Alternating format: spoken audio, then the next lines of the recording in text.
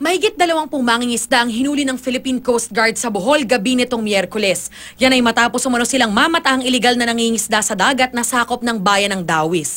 Ayon sa PCG, naabutan pa nila ang aktual na paghagis ng lambat ng mga nahuling mangingisda. Sakay sila ng Santo Niño 3-4G fishing vessel na pagmamayari umano ng isang Eileen Visara mula sa barangay Totolan sa nabanggit na bayan. Sa fishboat ng mga mangingisda, nakita ang nasa 5 banyera na puno ng mga nahuling isda. Sabi pa ng PCG, labag pa sa batas ang pangingisda ng mga fishing vessel malapit sa municipal waters. May law kasi tayo dito sa fishery laws na yung 3 gross tonnage and above na mga fishing vessels or fishing boats, bawal silang mangisda dyan for the purpose na dapat protektahan natin to para doon sa mga maliliit natin na mangingisda. Wala ring maipakitang papeles sa mga mangingisda. Sa ngayon, nasa kustodiya ng PCG ang mga hinuling mangingisda at pinatawan sila ng kaukulang multa.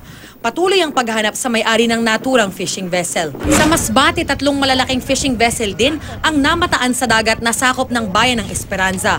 Ayon sa opisyal ng Bureau of Fisheries and Aquatic Resources, nagsasagawa sila ng seaborne patrol operation sa mga bayan ng Balud, Placer at Esperanza nang mamataan nila ang mga naglalakihang fishing vessel. Agad nilang dinala ang mga namataang fishing vessel sa Masbate City Port.